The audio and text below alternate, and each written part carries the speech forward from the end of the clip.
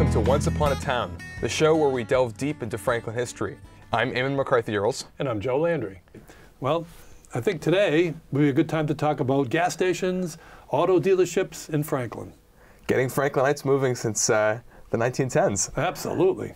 So the first gas station we're going to talk about is the gas station that's over at 43 East Central Street. And it's owned by the Malloy family. I believe it's still owned by the Malloy family. But back in the early 30s, it was owned by a guy by the name of Wallace C. Smith. And I believe that's probably him standing in front of the, in front of the building. I think this is a Stanley Chilson picture, but anyway, I was able to get a hold of it. So it shows Atlantic White Flash, whatever that is, I'm not sure, but maybe it's high test, I don't know. But anyway, that was the gas station that was there.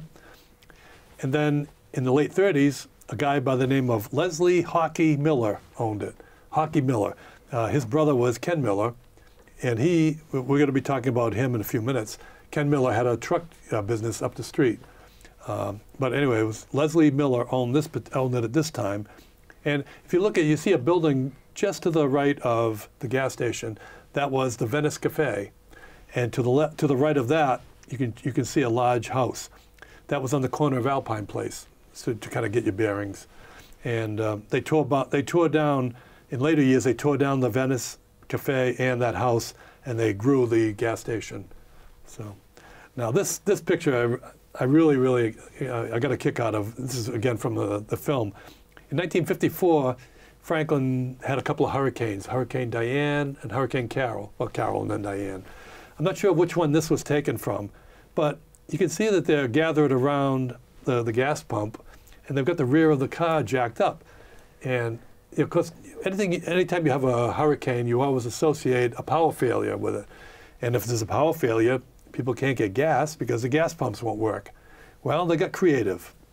They decided to jack up the car with a bumper jack. If you can look, you can see the bumper jack. And they had just a rim on there, which acted as a pulley, and they connected that belt to a pulley on the pump.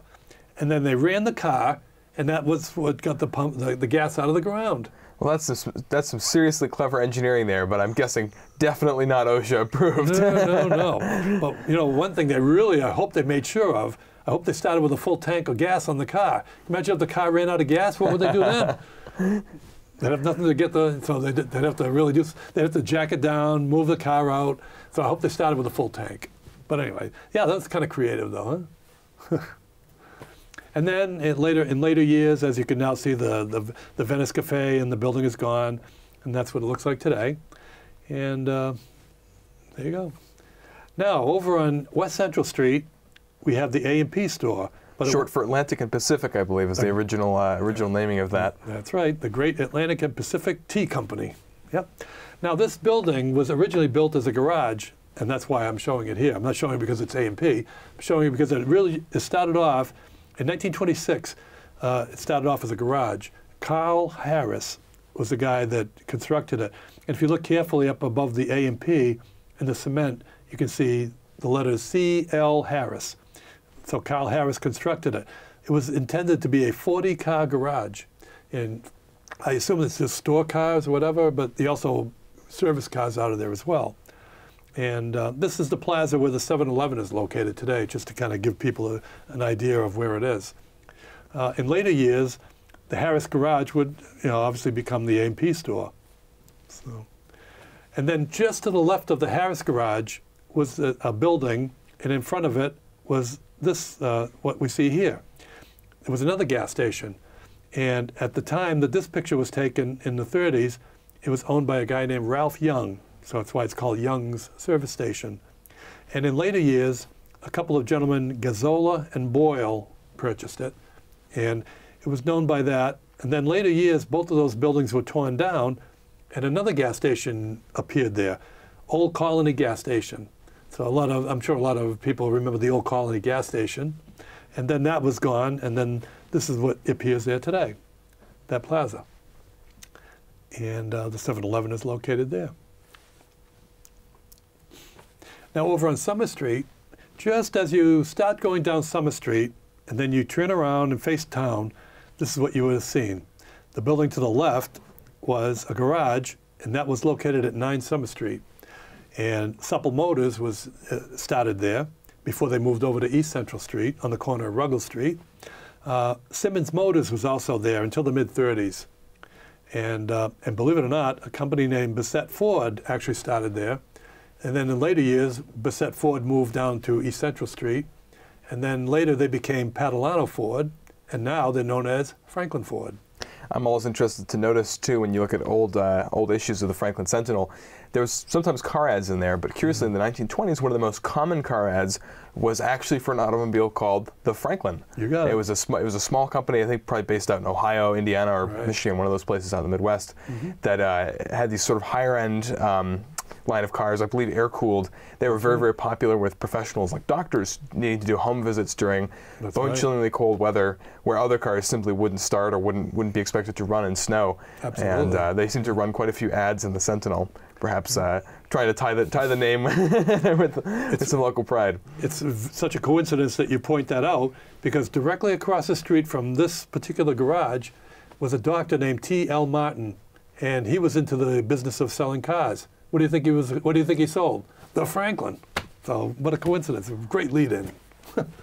So, and then in later years, this garage was used by A. Simon & Sons Furniture as a warehouse, and I remember that.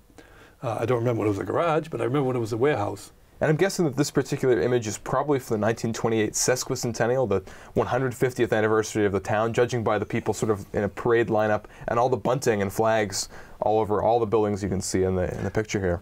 I'm guessing or perhaps a 4th of July celebration or something like that. Could be.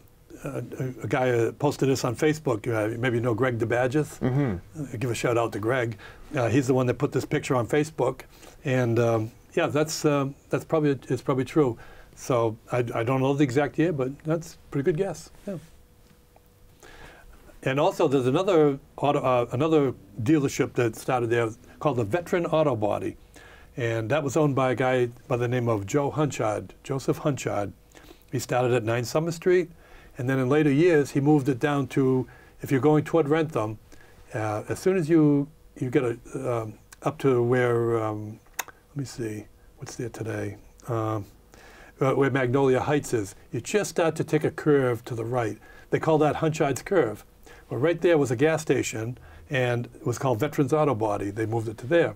That was at 547 East Central Street. So, and then, while they were there, Hunchard Service Station, better known as Veterans Auto Body, they gave out their own version of green stamps. And if you look at this, it shows that they had their own type of green stamp, if you will. You know, you get 1 book or 2 books, you get 3 quarts of oil, blah, blah, blah. So it's kind of cool. Yeah. And then this is what it looks like today. You can see that, I'm not sure what that building is on the left, where the garage was. But the building to the right of it was there back in the 1928, whatever, and still there to this day. And of course, Franklin Furniture is gone, and we see the apartment complex that's built there now. So, Now over on West Central Street, we had a garage called Central Auto, and that was located directly across the street from today's Black Box. And the gentleman in the picture is Charlie Guerra, and he was the owner of Central Auto. Charlie Guerra would eventually move on and become the fire chief for a number of years. And then this is a view looking at that same business, and upstairs was the Abruzzi Club, which was a bar room, and that's where Central Auto was below it.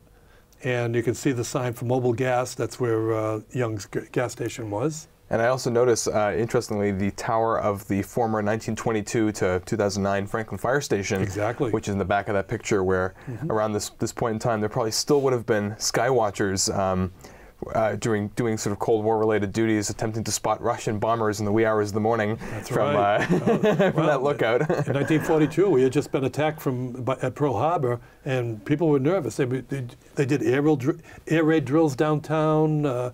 And people were very concerned.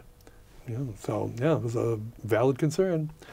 Today, the 7-Eleven Plaza and at one time this was a Friendly's. And then briefly Rick's as well, that breakfast restaurant. That's right. That's where that place was, the Abruzzi Club in Central Auto. Mm-hmm. Now over on East Street was this garage, and it was George Cody owned this, and this was taken from 1939. Apparently, the previous garage had just burnt down, and they're rebuilding it. So in 1939, this shows that garage being reconstructed. So, and then today... and actually, with this particular image, it's also interesting to notice the brand that they were selling, Esso gas, at that point in time. Yeah. Esso obviously hasn't been in the U.S. since the late 70s, right, although that brand lives on in Canada and in Europe. Today we call it Exxon or Exxon Mobil because of the merger of Esso and Mobil. And I always think it's funny because it's a phonetic spelling of S-O, Standard Oil, from the Rockefeller company that was ultimately trust busted in the 1910s, and that was the part of the company that carried on that brand name. Huh. Okay. Interesting. I didn't know that. It's cool. And then today, this is what the building looks like. And you can see basically, if you look at the side of the building, you can see, basically what you can see the similarities between the garage. They've obviously done the front over, but yep. And then further down the street was Miller's Motors. This is where Leslie Hockey Miller moved to when he sold the Atlantic Station to Jim Malloy, and he took this over. And there's an interesting gas, Jenny. I don't remember Jenny, but that was where it was. And then today, that's the location. It's the Rockland Trust branch office. Now, over on Summer Street, I had mentioned that Dr. T.L. Martin, he owned that house that's behind that gas station. This gas station was built on what was the front lawn of that building. That building used to be known as the Hawthorne. And in 1928, the Morse family decided to build that garage, and it was called Morse's Ciccone Station. So Ciccone was spelled S-O-C-O-N-Y, Standard Oil of New York. Standard Oil Company of New York. Yep. So just after that point in time when Standard Oil was broken up into Esso and Ciccone and all these different brands, which is interesting. Okay. Yep. So it was owned by H.R. Morse, and it was located at 2 Summer Street. And eventually that garage would be taken over by Raymond Brown. And then in the early 50s, Ray Brown tore it down, and he totally rebuilt it, and what we see here today. And I remember that when it was Brown Service Station. And he would continue to operate it up until the 70s. And then just behind it on East Central Street was a Gulf station that was known as Lindy's Service Station. And that was built probably sometime in the 60s. And then in later years, both Lindy's and Ray Brown's, they were torn down, and this garage, gas station, was put up in its place, and that's what it looks like today.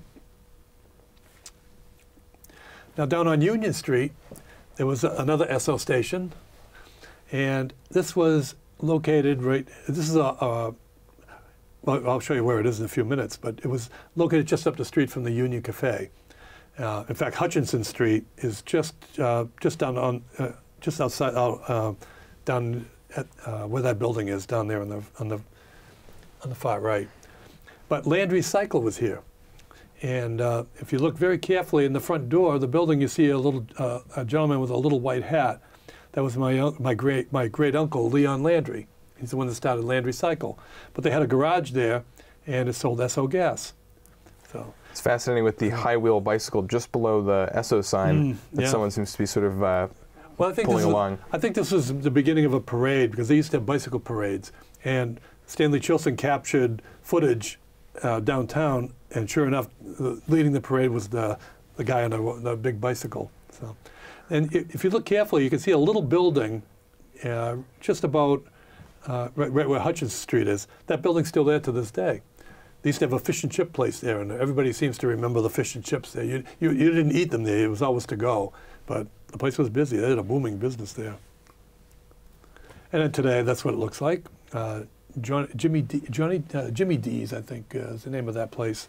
But that's the location where that was. Okay, now this is Cross Street and East Central Street. And you're probably thinking, well, what's this house got to do with a gas station? Well, in 1950, they decided to get this house out of there and moved it over to King Street, right across the street from where, almost across the street from Bob Catalano's house. This is right adjacent to the Walgreens at the Four Corners, where the Four Corners School was till 2009. Exactly. You can just see the Walgreens store just in the back of the picture. But this is over on King Street. But the reason they moved the house, they built a garage in that location. There it is today. Originally, it was known as Chidetti's Shell Station. So, yeah. Now, just behind it the arrow was pointing to 138 East Central Street. There was Arnold Baker Motor Sales was located there. And in later years, in 1950, a gentleman by the name of Dante Bracci established Dante Motors in that location. I went to school with his son, Dante Bracci Jr. And so that was located there for a number of years. I think his specialty was Chrysler, and DeSoto, I think. And then, but before Dante Motors was established there was a Tidal gas station, as shown by the arrow. It's possible that they also were that Arnold Baker dealership that also sold Tidal, but Tidal was sold there at that time. Now, I thought this was interesting. There was a Sherman Chevrolet dealership that was formed on Cottage Street, 10 Cottage Street, and that was in the 1930s. And in later years, they would move down to 340 East Central Street. But here's the building today. You probably recognize it. Which has by far the largest collection of Mercuries on the planet right now. Right. That's right, but that's the building. Sherman Chevrolet actually started on 10 Cottage Street in that location. And then the other day, my wife and I were going down East Central Street, and I snapped some pictures, and this is where it moved to. Sherman Chevrolet moved here, and then in the 80s, they became Pierce Chevrolet, and then later they became Keegan Chevrolet, and Keegan now is gone, but the building is still there. And it's been out of business for probably about 10 years at this point, and it's remained one of the properties along East Central Street that hasn't redeveloped so far. As is the bowling alley, which is next door. I'm not sure what they're doing with that, but you're right, both of those businesses are just there and empty. But that's where Sherman Chevrolet moved to. In fact, Buzzer Mason, we talked about Buzzer Mason in a previous talk. He worked there for a while as a car salesman. He used to wear a cowboy hat and very well dressed, very dapper looking man.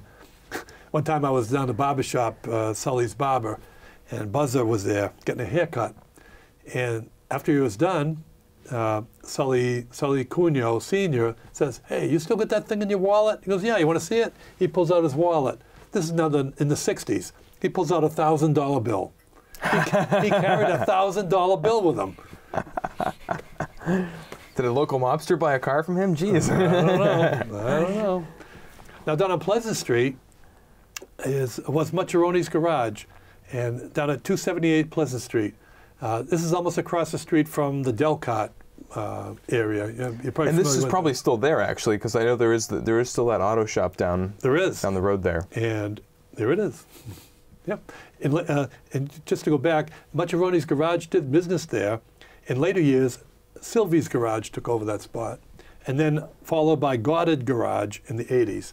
And today, Franklin Tire and Auto is located there, along with Franklin Emergency Locksmith. So, yep.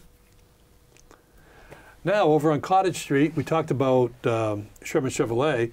Just to the right of it was the other building, and the Dodge Brothers was sold there. A guy named Donald Chapman had a garage in that location at 1218 Cottage Street. And then today, that's the building. And that's what it looks like. And I'm guessing that they sold Dodge cars there, or was it actually the name of the people that founded it, Dodge Brothers? Well, Dodge Brothers was actually Dodge Cars, and they were known as Dodge. I guess the company was Dodge Brothers. Maybe when Chrysler bought them out, they just dropped the brothers part. But interesting, some years ago, not too many years ago actually, they showed commercials showing two guys and like in vintage dress, and they were the Dodge Brothers. So it's almost like they were reverting back to that for commercials, nostalgic type commercials, but still Dodge. So now down on East Central Street, Edmund Vendetti formed a garage, and I believe it was probably the same location as at Hunchard's Veteran Auto Body. and he sold cars out of that location. Now, Joe Vendetti, I'm not sure if he's related to Eddie Vendetti, but Joe Vendetti down on Union Street, across the street from that Jimmy D's restaurant, had a little small garage there. He sold Texaco. I remember, I have memories of this. There was like a ramp where that car was parked to the left. There was a ramp that you go down to the back of the garage. Now, this garage was built kind of on a hill. So to get down to the service department, it was down at the bottom of the back of the garage, which was down below. And people that probably have memories of, there was like a catwalk that would take you from down to the service station, down the service area down below. And as a kid, I remember going up and down, just playing down in there while my father's car was being serviced. But that's where they started. It was called Franklin Auto Service. In the 70s, they became Franklin Lincoln Mercury. And then Joe Vendetti, that's what it looks like today. You can see the lighting center in that location. And then in later years, Joe Vendetti moved down to West Central Street and formed Vendetti Motors. And they used to sell Ramblers, Rambler Americans. And that's what this was all about. I noticed something very interesting about this too. So, for those that don't know, American Motors was obviously sort of the distant fourth place big American automaker in the 60s and 70s, with all the other companies that hadn't really been able to make it on their own, like Nash and Rambler, that all kind of banded together. Famous for the Gremlin and the Pacer and all those sort of, partially sports cars, partially economy cars of the 70s. When I noticed that's interesting with this advertisement, though, it's this class of 1987. Yeah. Yet American Motors went out of business in 1985. So they're still listing American Motors here on their brochure, even though presumably at that point they were just selling old inventory or used vehicles. Yeah. I know American Motors eventually became known as AMC. In fact, AMC purchased Harley-Davidson motorcycles. And I hate to say it, but those were the years where Harley-Davidson, the quality of the motorcycles was not that great. So they divested themselves, and Harley went back. And then the quality, I guess, went back to good. So, yeah. So AMC, yeah, that's interesting. It was a class of 1987. That was taken from the Oskey yearbook. So, now I talked about Ken Miller, Hockey Miller's brother. He built this business up on East Central Street, up near where Magnolia Heights is, and he formed International Trucks is what his specialty was. And then today, that building is used for this. So it's in that location. And then down on West Central Street, across the street from Vendetti Motors, was Bill's Shell Service Center, and a guy named Bill Condon owned it at that time. And that Shell station is still there to this day. So that completes our discussion about gas stations and car dealerships. Well, this has been great as always, Joe. Good. Until next time, I'm Eamon McCarthy-Earls. And I'm Joe Landry. Thanks for watching.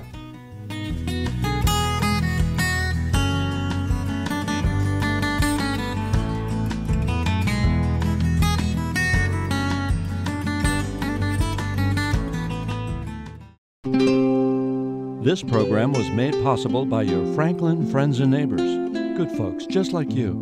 Thanks for supporting Franklin TV. And thanks for watching.